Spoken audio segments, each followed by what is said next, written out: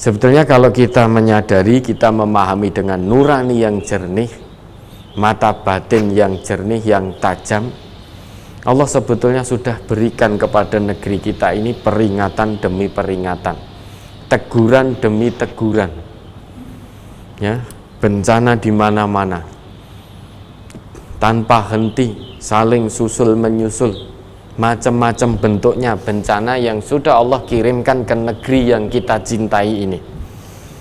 Kalau kita mau memahami dengan mata hati yang jernih, ini sebetulnya teguran dari Allah. Allah memberikan tangguh kepada kita, apakah kita akan terus dalam kemaksiatan atau kembali kepada Allah. Teguran demi teguran, bencana silih berganti. Namun tampaknya tidak sedikit di antara kita yang hanya meyakini bahwa ini fenomena alam biasa. Bagi kita orang yang beriman tentu tidak meyakini seperti itu. Kita meyakininya ini adalah teguran dari Allah. Karena Allah itu tidak langsung menghukum hambanya saat hambanya berbuat maksiat. Sekali hambanya berbuat maksiat, Allah tidak akan langsung menghukum. Allah beri tangguh. Diingat An-Nahl ayat 61. Surah ke-16 ayat 61. Walau yu'akhidullahu an-nasa bidulmihim ma taraka 'alaiha min dabbah walakin yu'akhiruhum ila ajalim musamma fa idza jaa ajaluhum la yastakhiruna sa'ah wala yastaqdimun. Jadi kalau ada hamba Allah yang bermaksiat, durhaka kepada Allah, tidak lantas langsung Allah hukum, tidak. Namun Allah berikan tangguh untuk mikir apakah akan terus dalam kemaksiatannya atau berhenti bertobat kembali kepada Allah. Ya, mari. Surat An-Nahl nomor 16 ayat 61. Walau yu'akhidullahu an-nasa bizulmihim ma taraka 'alaiha min dabbatin walakin yu'akhiruhum ila ajalin musamma fa idza jaa ajaluhum la yastakhiruna sa'atan wa la yastaqdimun. Jika Allah menghukum manusia karena kezalimannya, niscaya tidak akan ditinggalkannya di muka bumi sesuatu pun dari makhluk yang melata. Tetapi Allah menangguhkan mereka sampai kepada waktu yang ditentukan.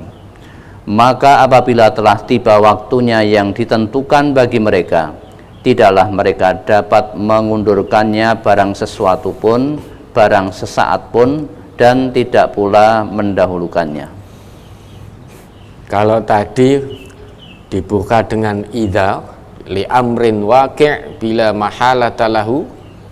Jadi idza itu untuk menunjuk satu peristiwa yang pasti terjadi tanpa bisa ditolak. Maka ayat ini dibuka dengan lau. Lau artinya jika, apabila, jikalau. Lau itu fungsinya untuk menunjukkan satu peristiwa yang mustahil terjadi. Itu lau. Lah ayat ini mustahil Allah langsung hukum hambanya saat satu kali dua kali berbuat maksiat, Allah langsung hukum hambanya tanpa diberi tangguh, itu mustahil. Pasti Allah beri tangguh dulu. Maka ayat ini dibuka dengan lau.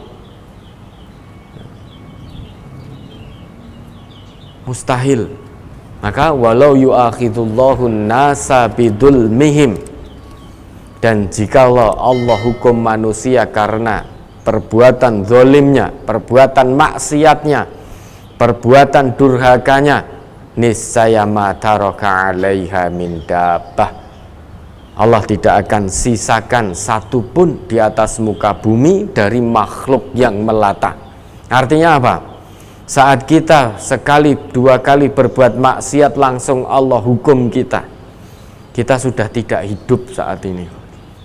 Semua manusia sudah mati, bahkan seluruh makhluk Allah yang melata itu sudah tidak ada yang bersisa. Nah sekarang mari kita tanya nurani kita, berapa kali kita berbuat maksiat kepada Allah? Bukan hanya sekali, 2 kali, 3 kali, sering kali kita berbuat maksiat kepada Allah. Jika dengan perbuatan maksiat yang kita lakukan Allah langsung turunkan hukuman, tidak ada satupun manusia yang masih hidup di muka bumi ini. Semuanya sudah mati, binasa. Namun Allah berikan tangguh, walaki yuakhiruhum ila ajalim musamma.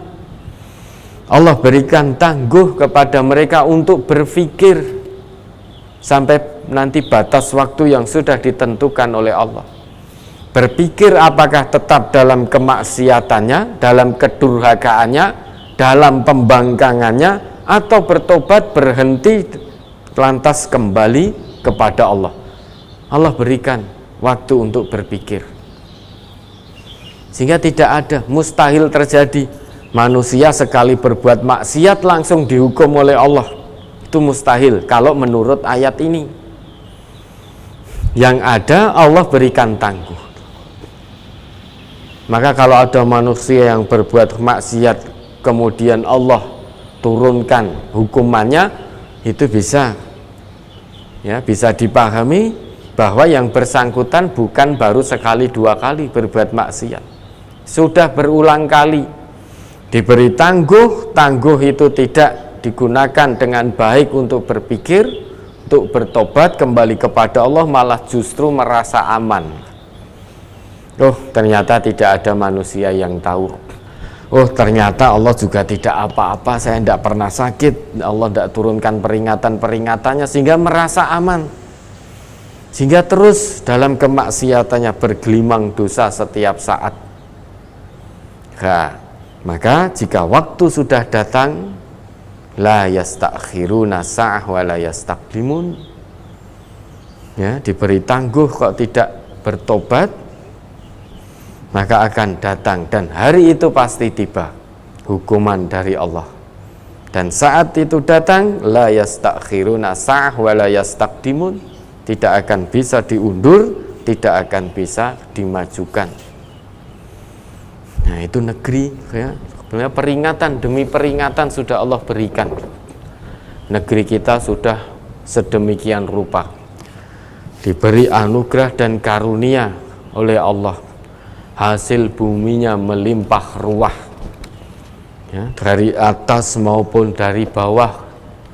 Hasil buminya melimpah ruah, subur, gemah ripah loh jinawi, ijo royo-royo. Bahkan orang Timur Tengah itu kalau menyebut Indonesia ini sebagai surga. Surga karena banyak tanaman hijau, menghijau, ijo royo-royo. Ya, kalau melihat ke sini, itu orang-orang Timur Tengah itu, Masya Allah, hadhil jannah, jannatud dunya. Masya Allah, inilah surga. Karena di dalam Al-Quran digambarkan surga itu dengan sesuatu yang menghijau-hijau royo-royo, gemericik air, sungai mengalir, dan lain sebagainya, dan lain sebagainya. Sehingga betul-betul asri. Surga itu gambarannya betul-betul asri. Nah mereka tahunya itu gambaran yang ada di dalam Al-Quran. Jadi tanaman-tanaman yang hijau, sedap dipandang mata, kemudian sungai yang mengalir, suaranya bergemericik, sahdu. Maka ketika melihat Indonesia, mereka mengatakan, Masya Allah, hadhil jannah, ini surga. Ini surga. Karena Timur Tengah tidak mendapati apa yang seperti Allah berikan pada negeri kita ini. Namun sekarang sungai yang ada di negeri kita sudah tidak seperti dulu. Maka sangat keliru kalau surga, sungai yang digambarkan oleh Allah dalam Al-Quran, mengalir di bawahnya sungai-sungai. Bayangan kita, wah sungai seperti sekarang ini. Kalau di Semanggi itu ada sungai Kali Kecing atau apa itu. Kalau bayangan sungainya seperti itu, ya kita tidak tertarik. Sungainya sudah kotor seperti itu. Ya, maka sungai yang ada di surga tetap sifatnya mala ainun ra'at wala udhunun sami'at wala khatara ala qalbil bashar. Itu punya sifat seperti itu. Nah, maka kalau kita tidak bisa mensyukuri nikmat dan anugerah Allah atas negeri kita ini, maka bisa jadi berlaku hal yang sama seperti kesudahan negeri Saba, kesudahannya kaum Ad, kesudahannya kaum Lut, kesudahannya kaum Samud, ya. Dan insya Allah itu akan berulang peristiwa-peristiwa, kisah-kisah tragis bagaimana kesudahan satu kaum yang akhirnya durhaka kepada Allah, diberi tangguh tidak mau bertobat, terus dalam kemaksiatannya dihancurkan oleh Allah, dibinasakan oleh Allah tanpa sisa, tanpa bekas. Insya Allah itu akan berulang pada negeri manapun tanpa kecuali. Ya, maka kita bersyukur, mari kita hati-hati, kita mulai dari diri kita sendiri. Jangan sampai kita berlaku sama dengan kaum-kaum yang Allah abadikan kisahnya dalam Al-Quran, bagaimana kesudahan mereka. Karena kalau kita berbuat hal yang sama, insya Allah sesuai ayat Allah, kita pun akan dihancurkan, akan dibinasakan oleh Allah. Na'udzubillah. Ya, ada lagi.